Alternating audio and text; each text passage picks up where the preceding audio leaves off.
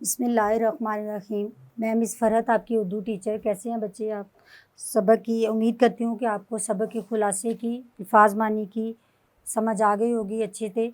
अब हम लोग सबक नंबर 3 क्या है? उसवा-ए हुस्ना और रवादारी। उसवा-ए हुस्ना और रवादारी आपको बताती चली। उसवा-ए हुस्ना क्या था? आप सल्लल्लाहु अलैहि वसल्लम की ज़िंदगी। और रवादारी तहम्मुल, और किसी को बर्दाश्त करना, किसी की राय का एहतराम करना, तहम्मुल। सबक का खुलासा पढ़ा। अब मश्क की तरफ आते हैं। मश्क में आप लोग देख लें, ये हमारी आ गई इसकी मश्क।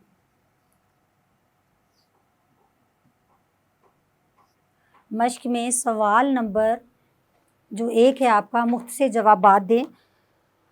आपको बताती चलूँ स्टूडेंट्स, आगे मतलब जैसे जैसे आप क्लास आगे जाएंगे आपको समझ होनी चाहिए। मुख्तसर का मतलब होता है जितना सवाल पूछा गया उसका जवाब आप उतना ही दें, और जवाब हमेशा जुमले की सूरत में दें। फ़र्ज़ करें जिस तरह पहला सवाल है, तकलीफ़, मसाइल और अज़ियतों पर सब्र करना कहलाता है।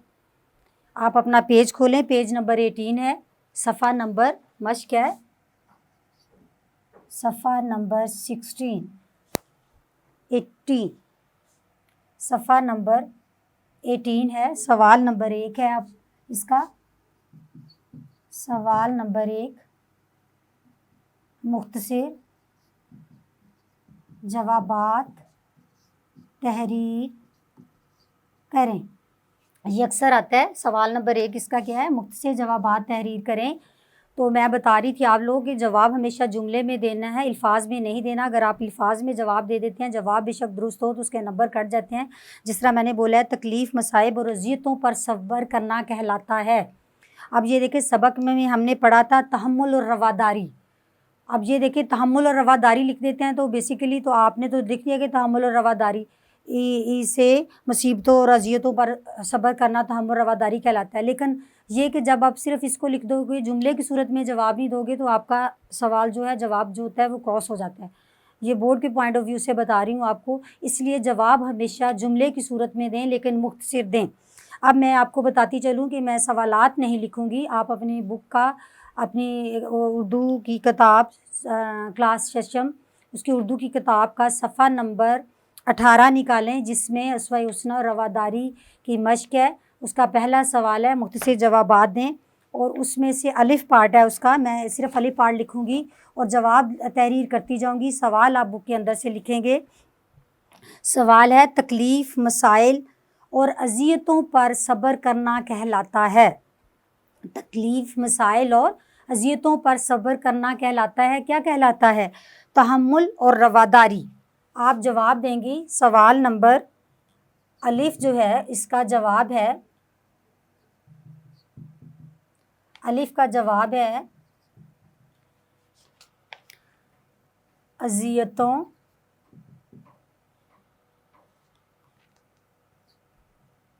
तकालीफ और मसाइल पर सब्र करना तहम्मुल और रवादारी कहलाता है। तहम्मुल और रवादारी कहलाता है। अब आप सवाल नंबर इसका बे देखें और उसी का जवाब देखें। सवाल नंबर बे यानी दूसरा सवाल है इसका, रसूल पाक सल्लल्लाहु अलैहि वसल्लम की ज़िंदगी किस चीज़ का कामिल नमूना है? रसूल पाक सल्लल्लाहु अलैहि वसल्लम की ज़िंदगी किस चीज़ का कामिल नमूना है?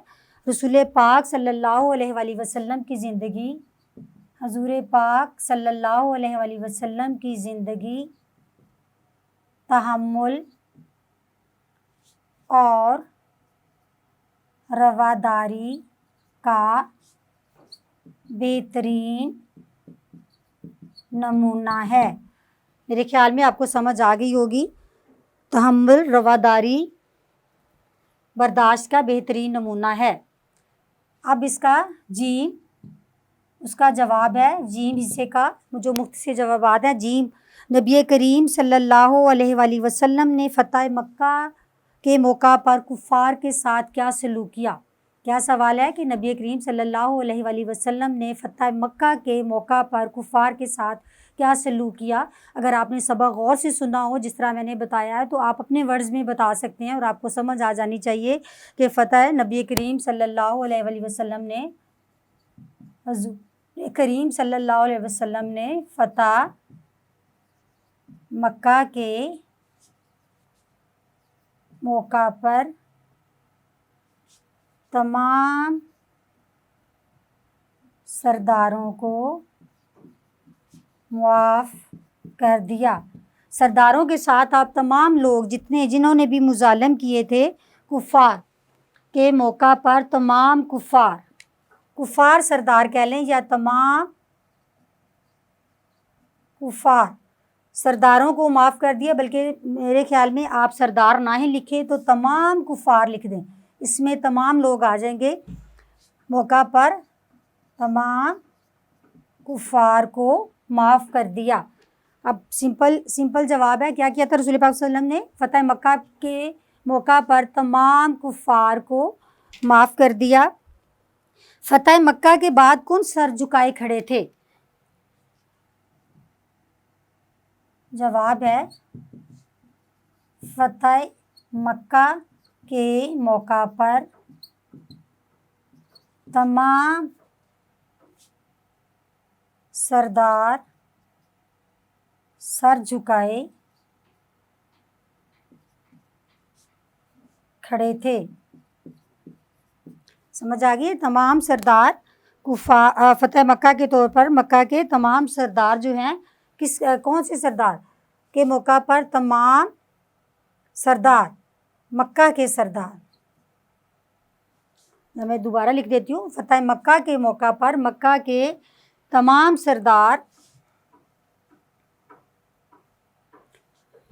ये देखिए सारा क्वेश्चन के अंदर से आ गया, देख रहे हैं आप लोग। मोस्टली जब आप जुमला बनाते हैं तो सारा सवाल के अंदर होता है, आपने एक दो वर्ड्स लिखने होते हैं। फ़तह मक्का के मौका पर मक्का के तमाम सरदार सर झुकाए खड़े थे।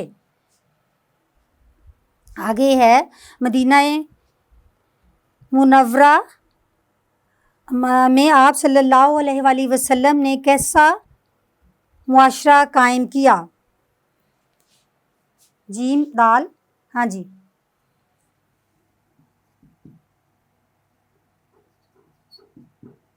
मदीना मुनव्वरा में आप सल्लल्लाहु अलैहि वसल्लम ने मुनसिफाना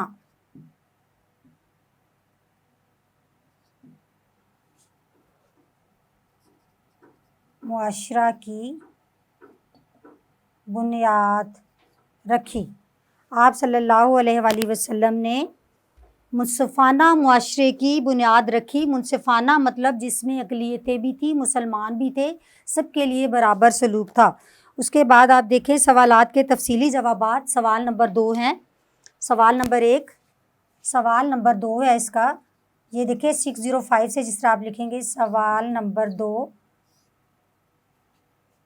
तफसील जवाबात तहरीर करें। सवाल नंबर 2 क्या है? तफसीलन जवाबात तहरीर करें। इसमें पहला है सरकारे दो आलम सल्लल्लाहु अलैहि वसल्लम की सीरत तैयबा के चंद पहलू अपने अल्फाज में बयान कर दें। सीरत सरकारे दो आलम सवाल नंबर 1 है। सवाल नंबर 1 है बच्चों, आपको बताते जाएं कि जब आपने तफसीलन जवाबात तहरीर करें लिख दिया। प्रेजेंटेशन के लिए बता दूं तो नीचे अगर आप पूरा सवाल नहीं भी लिखते तो आप इतना मुख्तसरन भी बता सकते हैं पूरे सवाल में से कि सरकारे दो आलम सल्लल्लाहु अलैहि वसल्लम की सीरत तैयबा के चंद पहलू क्या है? सीरत तैयबा के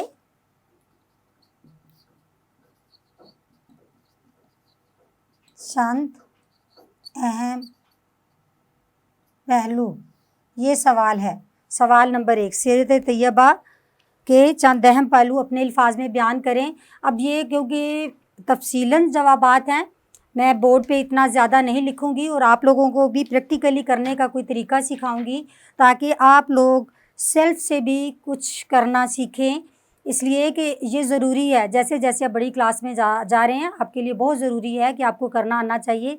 देखिए हमने पूरा सबक उसकी हमने आप कह लें ट्रांसलेशन भी कर ली है, उसकी मैंने खुलासा भी बयान कर दिया है, उसके एक एक पैराग्राफ को मैंने डिफ़ाइन किया है और उसे मुख्तसरन लिखने का भी तरीका बता दिया खुलासे की सूरत में।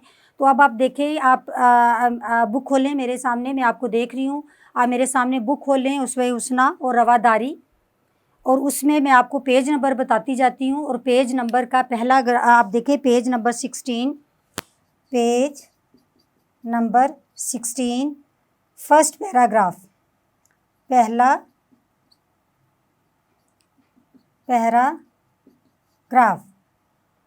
पैराग्राफ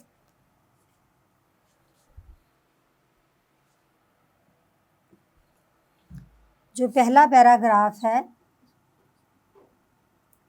पहले पैराग्राफ में से इसका जवाब आपको मिल जाएगा। अब मैं देखें, आपने पूरा पैराग्राफ नहीं लिख देना, उसमें से देखें आपने जो उन्होंने चीज़ पूछी हुई है सिर्फ वो बतानी है। वो क्या है कि सरकार दो आलम सल्लल्लाहु अलैहि वसल्लम की सीरत तैयबा के चंद अहम पहलू। तो उसमें से सबसे पहले आप सेकंड लाइन में देखें कि सरकार दो आलम सल्लल्लाहु अलैहि वसल्लम की ज़िंदगी सीरत तैयबा बर्दाश्त और रवादारी का कामिल नमूना थी। बेशक आप नंबरिंग में दे दें 1 2 3, चंद पहलू बताने आप तो उसको बताते थे। नंबर 1 ये हो गया। नंबर 2, आप सल्लल्लाहु अलैहि वसल्लम दूसरों की बात को भी तवज्जो से सुनते और उनकी राय का एहतराम करते, और अगर अपने मजाज के ख़िलाफ़ कोई बात नागवार गुज़रती तो उसको बर्दाश्त करते और सब्र का दामन हाथ से ना जाने देते। नंबर 3, अल्लाह ताला ने आप नबी करीम सल्लल्लाहु अलैहि वसल्लम की ज़िंदगी को हमारे लिए बेहतरीन मशले राह बनाया है। 3 पॉइंट्स में आप लोग ये इसका जवाब लिख दें। कौन सा है? सफ़ा नंबर 16 के पहले पैराग्राफ में से 3 पॉइंट आपने लेने हैं, जिसमें आप बता देंगे। अब मैं देखें इसका दूसरा हिस्सा आपको बताती चलूँ जो तफसील से जवाबात देने हैं। उसका सवाल नंबर 2 है, आप ख़ातमुन नबीय्यीन सल्लल्लाहु अलैहि वसल्लम ने फ़तह मक्का के मौका पर अहले मक्का से क्या सलूक किया? ये है आपका, आप यूँ लिखेंगे जिस तरह ये बे है। तफसीलन मैंने नीचे वो हेडिंग्स दे दिया है, तफसीलन जवाबात तहरीर करें।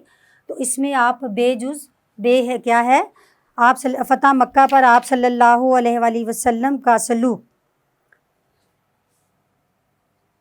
फ़तह मक्का पर आप सल्लल्लाहु अलैहि वसल्लम का मक्का वालों से सलूक। ये अगर आप पूरा सवाल नहीं लिख रहे, आपने ये हेडिंग दे दी है, ये प्रेजेंटेशन है, तो उसके नीचे आप इसका तफसीलन जवाब देंगे कि फ़तह मक्का के मौका पर आप सल्लल्लाहु अलैहि वसल्लम का कैसा सलूक था। अब मैं बता दूं, आप अपनी बुक खोलें, उसवा हुस्ना और रवादारी सबक नंबर 3, उसका पेज नंबर 17, सफ़ा पेज नंबर 17, और उसका पैराग्राफ आपको बता दूं, आप फर्स्ट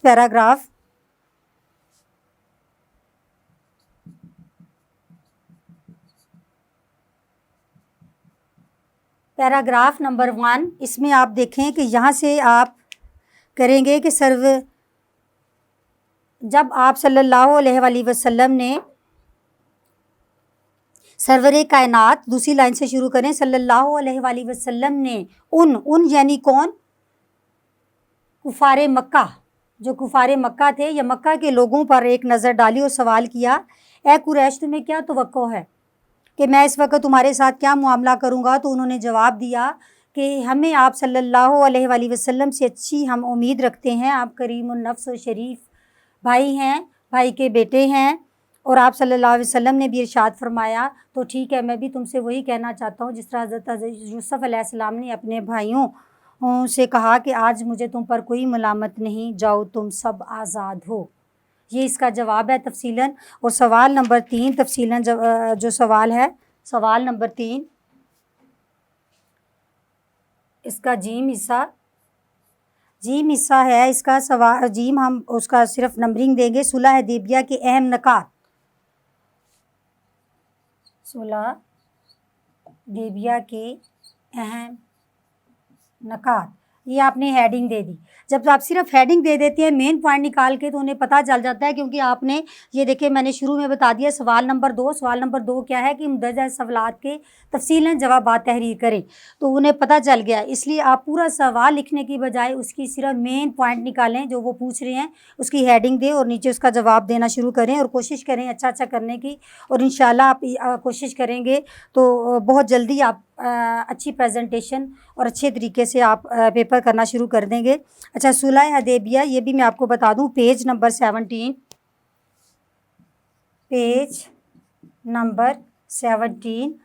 अब आप देख लें इसका पैराग्राफ।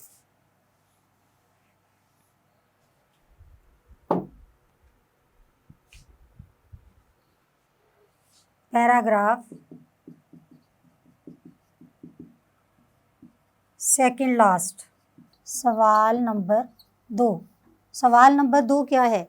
सवाल नंबर 2 है सवालात के तफसीलन जवाबात दें या तफसीली जवाबात दें। सवालात के तफसीली जवाबात दें।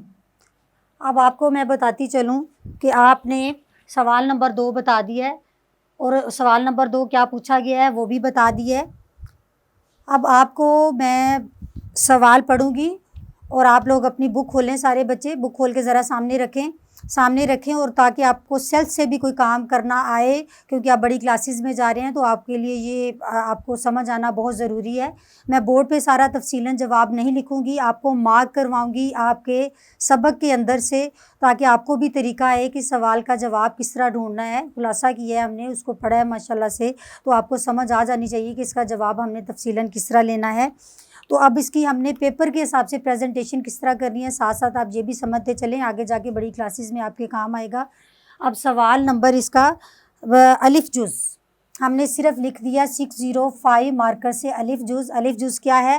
पूरा सवाल नहीं लिखेंगे हम, जो मेन चीज़ पूछी गई है उसकी हेडिंग देंगे। सरकारे दो आलम सल्लल्लाहु अलैहि वसल्लम की सैय्यद तैयबा के चंद पहलू। सरकारे दो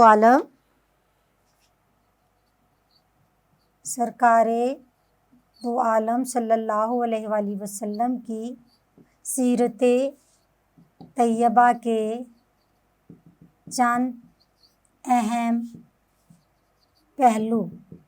अब ये आपके पास सवाल की हेडिंग हो गई कि अली सवाल हमारे से क्या पूछा गया है? सरकारे दो आलम सल्लल्लाहु अलैहि वसल्लम के सीरत तैयबा के चंद अहम पहलू। अब मैं इसमें आपको सिर्फ इसका पेज नंबर बताऊंगी और आपको इसकी प्रेजेंटेशन बताऊंगी। आप खोलें अपना सबक नंबर 3 उसवा उसना रवादारी, उसका सबक का पेज नंबर आप करें पेज नंबर 16 और पैराग्राफ नंबर 1, पहला पैराग्राफ। अब आपने पूरा पहला पैराग्राफ आपने मुकम्मल नहीं लिख देना, जो सवाल पूछा गया है सवाल की नवीयत के हिसाब से आपने उसका जवाब देना है कि आप सल्लल्लाहु अलैहि वसल्लम की सीरत तैयबा के चंद अहम पहलू पूछे गए हैं। तो पहला पैराग्राफ उस पर नज़र आप रखें और देखें, फिर आप लोग खुद लिखेंगे इसको। इसमें से नंबर 1 आप नंबरिंग में भी तफसीलन जवाब दे सकते हैं। चंद पहलू बताने हैं तो नंबर 1 उसमें पहली लाइन आप स्किप कर दें, पहली लाइन नहीं लिखेंगे, दूसरी लाइन में देखें कि सरकारे दो आलम सल्लल्लाहु अलैहि वसल्लम की सीरत तैयबा बर्दाश्त और रवादारी का कामिल नमूना है। नंबर 1 इस तरह आपने नंबरिंग देती जानी है। नंबर 1 ये हो गया। नंबर 2 आप नबी करीम सल्लल्लाहु अलैहि वसल्लम दूसरों की बात गौर से सुनते और उनकी राय का एहतराम करते, 2 हो गया। और नंबर 3 अगर आप सल्लल्लाहु अलैहि वसल्लम के मजाज के ख़िलाफ़ कोई नागवार बात करता तो उसको भी बर्दाश्त करते और रवादारी का मुजाहरा करते। नंबर 4 आप सल्लल्लाहु अलैहि वसल्लम की ज़िंदगी को इसीलिए अल्लाह ताला ने हमारे लिए बेहतरीन मशअल राह बनाया है। ये उसका जवाब हो गया। अब उसका सवाल नंबर 2 देखें आप तफसीलन का। फतह मक्का के मौका पर अहले मक्का के साथ सलूक किसका? आप सल्लल्लाहु अलैहि वसल्लम का। सवाल नंबर बे, ये इसका दूसरा सवाल हो गया। ये क्या है? आप सल्लल्लाहु अलैहि वसल्लम का फतह मक्का के मौका पर आप सल्लल्लाहु अलैहि वसल्लम का फतह मक्का के मौका पर अहले मक्का से सलूक, अहले मक्का के साथ सलूक। अब ये देखें, ये आपने हेडिंग दे ली, पूरा सवाल लिखने की बजाय उनको पता चल गया है। उसके आप इसको कटने से 605 और 4 उसे उसकी बारीक पेन से आप उसकी प्रेजेंटेशन करें। अब देखें, इसके लिए आप निकालें सवाल नंबर 2 के लिए पेज नंबर 17, पेज नंबर 17 और पैराग्राफ नंबर है फर्स्ट।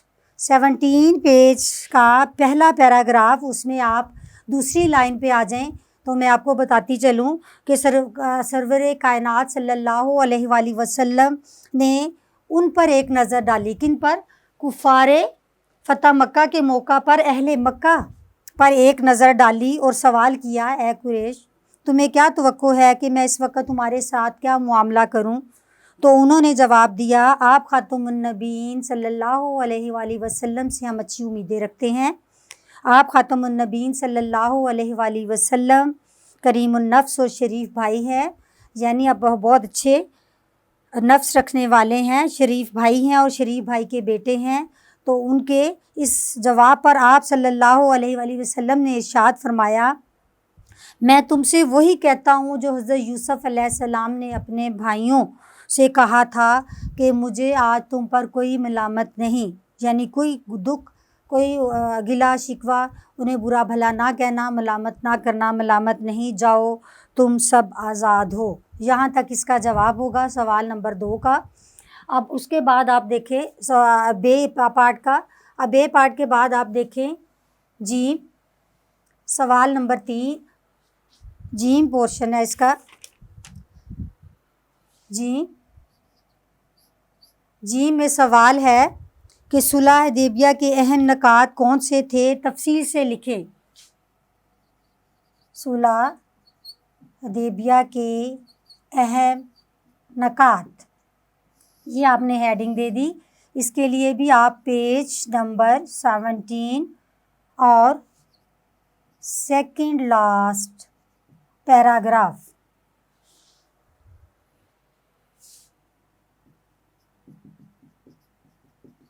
अब मैं आपको पढ़ के सुना देती हूँ इसको। पेज नंबर 17 आप निकालें। इसमें देखें, सुलह हुदैबिया के मौका पर आप सल्लल्लाहु अलैहि वसल्लम ने जो तहरीर लिखवाई उसके अहम नकात ये थे। नंबर 1, फ़रीक़ैन के दरमियान 10 साल तक जंग नहीं होगी। कुरैश का जो सख्त रसूल पाक सल्लल्लाहु अलैहि वसल्लम के पास भागकर मदीना आ जाएगा उसे वापस कर दिया जाएगा। नंबर 3, नबी करीम सल्लल्लाहु अलैहि वसल्लम के साथियों में से जो कोई भागकर मक्का या कुरैश के पास जाएगा उसे वापस नहीं किया जाएगा। नंबर 4, कबाइल में से कोई एक कबीले में से एक हरीफ, कुरैश का हरीफ बनेगा और इस मुआहदे में शामिल होगा। और नंबर 5, हज़रत मोहम्मद सल्लल्लाहु अलैहि वसल्लम इस साल उम्रा नहीं करेंगे, इस साल उम्रे के बगैर वापस जाएंगे, अलबत्ता अगले साल उम्रा करेंगे। ये इसके अहम नकात हैं और आपके इस सबक के तफसीली जवाबात हैं। देखिए, देखने को तो मैं भी लिख दूं, लेकिन बिल्कुल आप उसको कॉपी मत करें। आप उस खुद से भी कोशिश करें कि आपने जब एक सबक की प्रूफ रीडिंग की है, उसको बहुत गौर से पढ़ा है, उसका खुलासा सुना है, तो उसके मुख्तसर और तफसीलन जवाबात आपको बहुत अच्छे तरीके से आने चाहिए। अब जिस तरह मैंने पेज नंबर ये सारा कुछ बता दिया, उसमें से ढूंढ के आप खुद लिखें। उम्मीद करती हूँ कि आपको सारे अच्छे से समझ आ गई होगी। अगर कोई मसला है, आपको अगर कोई पूछना चाहते हैं तो नीचे कमेंट्स में जाएं और अपने कमेंट लिखें और इंशाल्लाह आपको जवाब मिल जाएगा बहुत जल्दी। अब हम सवाल नंबर उसवे हुस्ना रवादारी के सवाल नंबर 3 की तरफ आते हैं। सवाल नंबर 3 है, सबक के मतन के मुताबिक मौजू और दुरुस्त जवाब पर टिक का निशान लगाएं। वैसे असूलन तो आप लोगों को इतना प्रूफ रीडिंग के बाद आप लोग खुद उसको MCQs को कर लेंगे, लेकिन आपको बताती चलूँ कि मैं स्टेटमेंट पढ़ूँगी, स्टेटमेंट पढ़ने के बाद मैं दुरुस्त ऑप्शन इधर लिखूँगी, तो आप लोग खुद पढ़ने के बाद आप उसको टिक करते जाइएगा। सवाल नंबर 3, सवाल नंबर 3, MCQs जिसको बोलते हैं दुरुस्त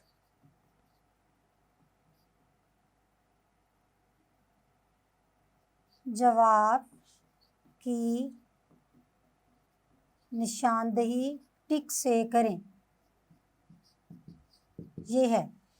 अब मैं आपको नंबरिंग देने के बाद दुरुस्त वाली ऑप्शन लिखती जाऊंगी। पहली है, आप देख पढ़ें, अलिफ सरकारे दो आलम सल्लल्लाहु अलैहि वसल्लम की सीरत तैयबा कामिल नमूना थी। अलिफ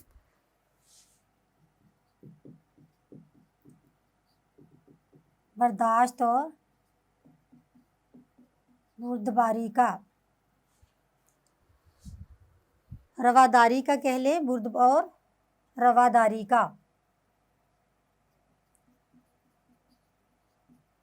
बे है इसका, बे स्टेटमेंट देखें, अल्लाह ताला ने अपने महबूब नबी आखिरुज़्ज़मान सल्लल्लाहु अलैहि वसल्लम को हम की ज़िंदगी को हमारे लिए बनाया, इसका बे है। अब मैं नंबरिंग नहीं बता रही, सिर्फ लिखूंगी मशल्ले रा, मशल्ले रा यानी सीधा रास्ता दिखाने वाला, रास्ते की रोशनी। जीम है, आप ख़ातमुन नबीन सल्लल्लाहु अलैहि वसल्लम ने जब अहले मक्का को एक अल्लाह पर ईमान लाने की दावत दी तो वो बन गए जीम जानी दुश्मन।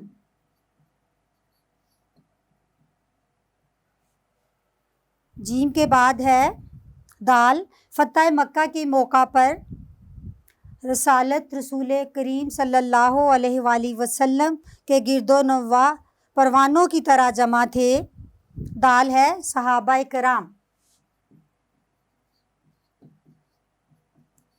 राज़ी अल्लाह ताला अन्हुम। जीम के बाद दाल के बाद है हे, हज़रत हमज़ा राज़ी अल्लाह ताला अन्हुम शहीद किए गए ग़ज़वा-ए उहुद में, ग़ज़वा-ए उहुद में। हे के बाद है वाव, मजहबी रवादारी और अमनो ईमान को फ़रोग़ मिला मिसाके मदीना से।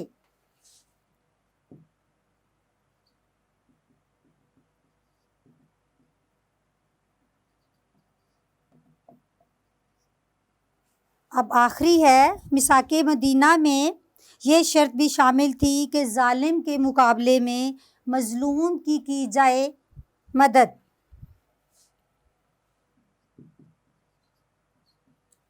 ये आपका सवाल नंबर 3 हो गया। सवाल नंबर 3 के बाद आप सवाल नंबर 4, इस सबक के ख़ुलासे को अपने अल्फाज में तहरीर करें। तो डियर स्टूडेंट्स, मैंने ख़ुलासा इसका आपको बहुत तफसीलन मतलब ख़ुलासे का तरीका भी बताया कि किस तरह आपने करना है, पूरे सबक को किस तरह आपने लिखना है, और बहुत डिटेल से ख़ुलासा आपको बयान भी कर दिया है। तो आप मेरी उधर उस वीडियो में जाकर आप उसका ख़ुलासा देख सकते हैं और उसको ख़ुद लिखने की कोशिश करें, उसको बार बार सुनें। और जो मैंने तरीका बताया हुआ है कि तमाम पैराग्राफ को एक दफ़ा दोबारा आपको बताती चलूँ कि ख़ुलासा कि पूरा सबक जो अगर आपका एक सबक लिखने से 4 पेजेस का है तो ख़ुलासे का मतलब होता है उसका 1/3 यानी आप 1.5 पेज पर मैक्सिमम लिखें, लेकिन तमाम जो अहम नकात हैं उनको जिस तरह बयान किया गया है उसी पैराग्राफ और उसी तरतीब की सूरत में मुख्तसरन बयान करें।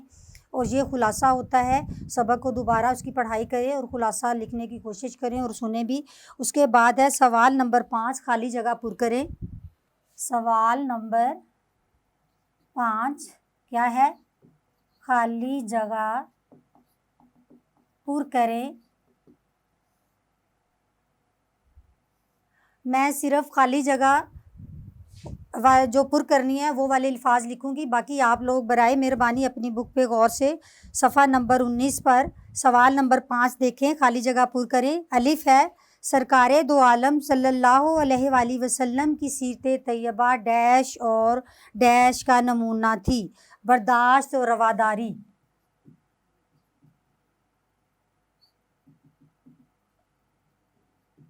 बर्दाश्त, दूसरे में आएगा रवा धारी। बे है आप खातमुन नबीन सल्लल्लाहु अलैहि वसल्लम दूसरों की डैश गौर से सुनते बात।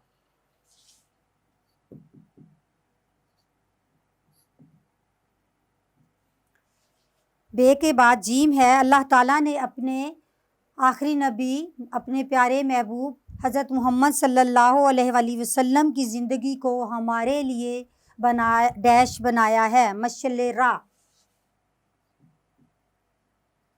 मशअल रा, जिसका मैं बार बार आपको मीनिंग बता चुकी हूँ, सीधा रास्ता दिखाने वाला या रास्ते का दिया या रास्ते की रोशनी। मक्का के दाल है मक्का के बड़े बड़े डैश सर झुकाए खड़े थे, बड़े बड़े सरदार, मक्का के बड़े बड़े सरदार सर झुकाए खड़े थे। दाल के बाद है हजूर नबी करीम सल्लल्लाहु अलैहि वसल्लम ने मदीने में मुकीम यानी जिन्होंने रिहाइश इख्तियार की हुई थी मुख्तलिफ़ कबाइल को यकजा करके, यकजा यानी एक करके डैश मुआशरे की बुनियाद रखी है पुरअमन मुआशरे की बुनियाद रखी। आगे है ए के बाद वाओ मिसाके मदीना डैश आहंगी की बुनियाद थी बैनुल मज़ाहिब,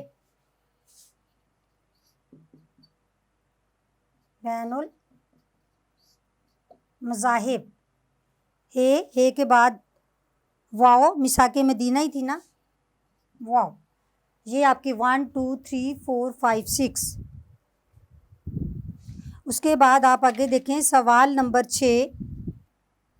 सवाल नंबर 6 है 10 झैल अल्फाज को जुमलों में इस्तेमाल करें। 10 झैल अल्फाज को जुमलों में इस्तेमाल करें। ये सवाल है आपका।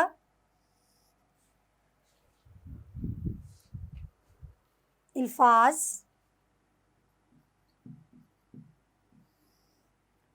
जुमले, ये आप हेडिंग दें इसकी। उसके बाद पहला लफ्ज़ है उस्वा हुस्ना।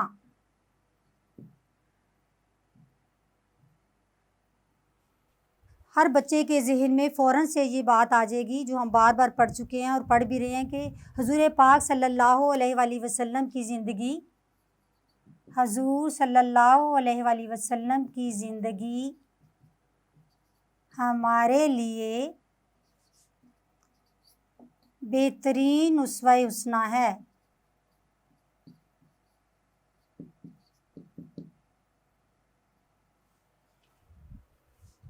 अखुवत,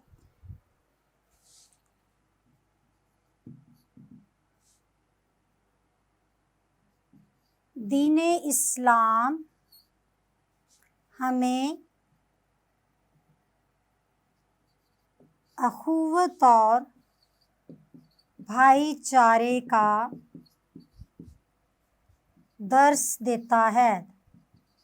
दर्स देना, सबक देना। अखुवत के बाद आगे है खंदाई पेशानी।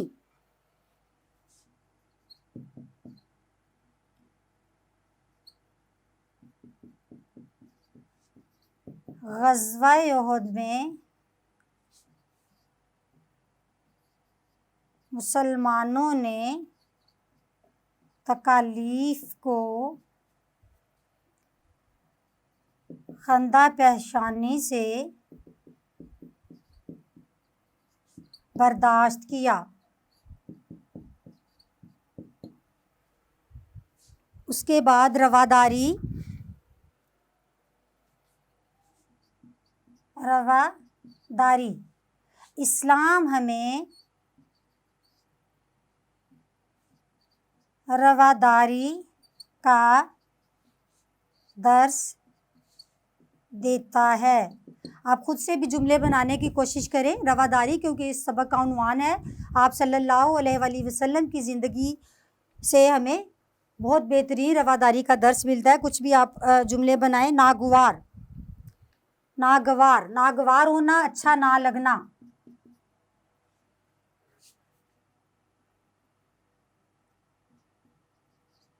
उस्ताद को जमात में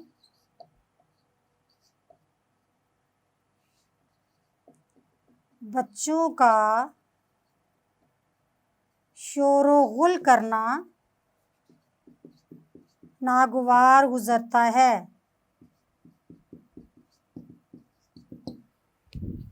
ये सवाल नंबर 6 हो गया आपका। उसके बाद आप देखें कि सवाल नंबर 7 है। सवाल नंबर 7 सफ़ा नंबर 20। इसी सबक आप देखें बाहिमी गुफ्तगू, ये उसमें आ जाएगा।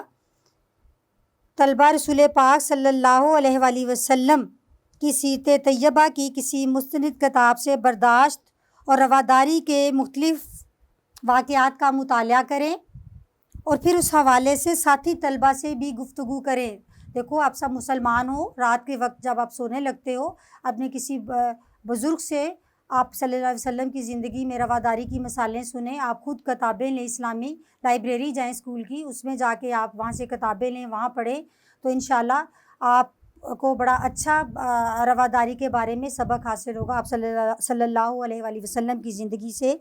आगे है लफ्ज़ों का खेल। 3 ऐसे अल्फाज बनाएं जिनमें अलिफ के बाद, सवाल नंबर 8 है। सवाल नंबर 8 आप देखें, 3 ऐसे अल्फाज लिखें जिनमें अलिफ के बाद बे आती है, जैसे अबर। जबकि 3 अल्फाज ऐसे लिखें जिसमें बे के बाद अलिफ आता हो।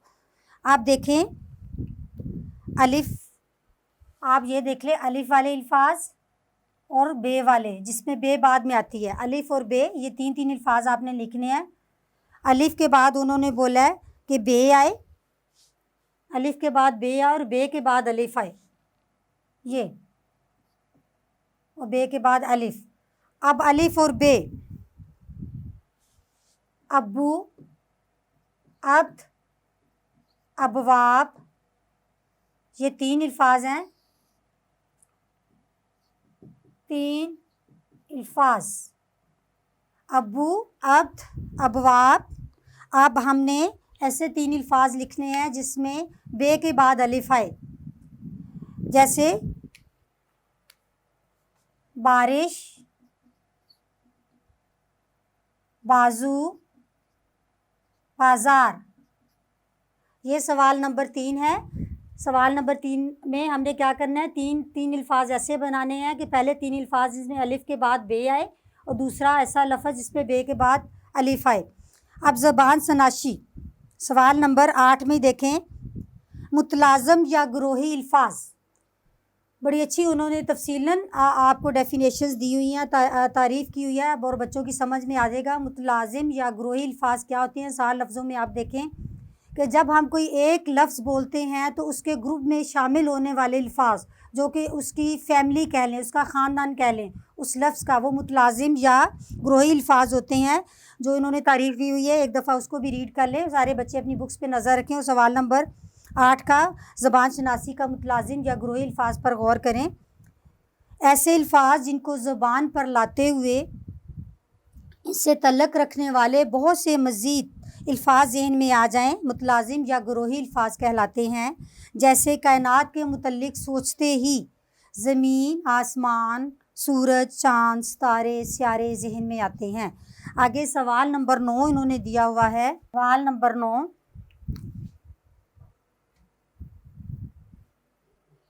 दर्ज मुतलाज़िम अल्फाज की तलाश, ये आपने हेडिंग दे दी है। अब हम लोग इस तरफ अल्फाज लिखेंगे, फिर उसकी फ़ैमिली के अल्फाज आगे लिखेंगे कि उस फैमिली में कौन से अल्फाज आ जाते हैं। अब ये देखें, ये हो गया अल्फाज। अल्फाज हम पहले लिख लेंगे। ये इधर मुतलाज़िम या ग्रोही अल्फाज, ये इसकी हेडिंग हो गई। पहला लफ्ज़ आप देख लें, स्कूल। स्कूल, स्कूल में बहुत सारे उस्ताद, बस्ता, कमरा जमात, पेंसिल, कॉपी। आप ये देखें कि ये स्कूल का, जब हम स्कूल लफ्ज़ बोलते हैं तो ये सारे इस फैमिली के जो अल्फाज हैं हमारे जहन में दौड़ते हैं कि ये अल्फाज आएंगे आगे। दिन में सबसे पहली चीज़ सूरज निकलता है, सूरज। फिर क्या होती है? रोशनी, कामकाज। कामकाज के अलावा आप और भी कई सारे अल्फाज देख लें। कामकाज के अलावा मसरूफियत, रौनक। ये दिन आप देखें इस फैमिली से ताल्लुक़ रखते हैं ये अल्फाज। हस्पताल,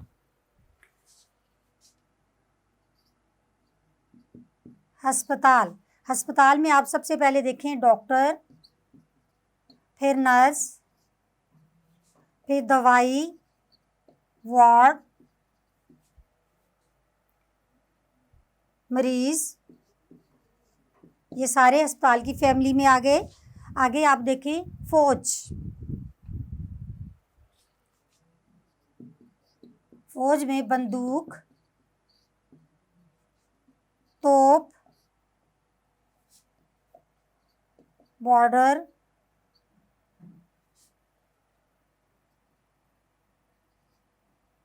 एटमी बम,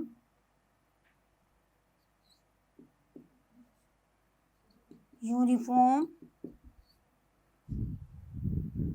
ये सारे उसमें आ गए। आगे आप देखिए बाज़ार। बाज़ार, आप बाज़ार जाते हैं, आपको पता है जब आप बाज़ार लफ्ज़ बोलेंगे तो आपके जहन में कई सारी चीज़ें आ जाएंगी। दुकानें, रौनक या शोरगुल,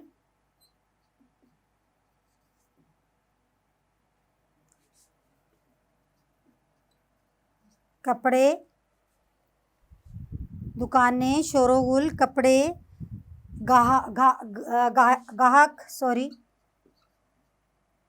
गाहक। उसके बाद रेहड़ियाँ भी होती हैं। बाज़ार का जब जिक्र आएगा तो ये सारी चीज़ें आपके जहन में आएंगी क्योंकि ये उस फैमिली से ताल्लुक़ रखती हैं। उम्मीद करती हूँ आपको समझ आ रही होगी इन सारी बातों की। थोड़ा बच्चों, माशाल्लाह आप ज़हीन बच्चे होते हैं, बच्चे बहुत ज़हीन होते हैं। थोड़ा सा गौर व फ़िक्र करने से आप अच्छे से अच्छा सवाल हल कर सकते हैं और अल्फाज का चुनाव भी कर सकते हैं। कोशिश कीजिएगा कि इसके अलावा भी आप अल्फाज का चुनाव करके आगे लिखें। इल्म,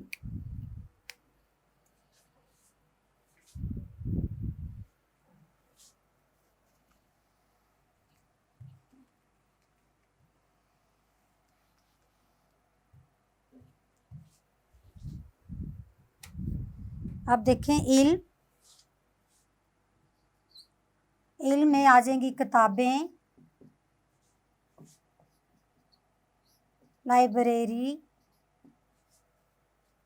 कंप्यूटर,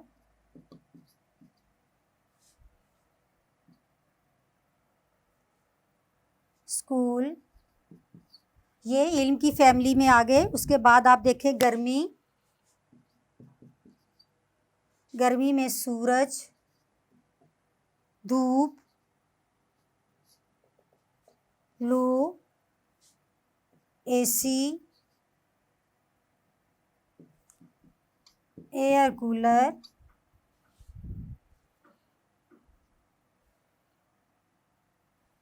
गर्मी के बाद आप देखें सर्दी। सर्दी में लिहाफ, जर्सी, हीटर,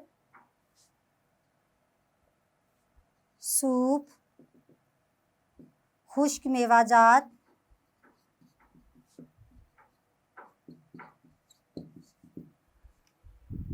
तो स्टूडेंट्स, डियर स्टूडेंट्स, आप मुझे बताएं प्लीज़, कमेंट्स पे ज़रूर बताइएगा कि आपको सारा कुछ समझ आया। अगर नहीं कुछ समझ आया तो ज़रूर पूछिएगा जो क्वेश्चन आपको इससे रेलिवेंट लग रहा है, जिसकी आपको समझ नहीं आई। उम्मीद करती हूँ आप समझ गए होंगे।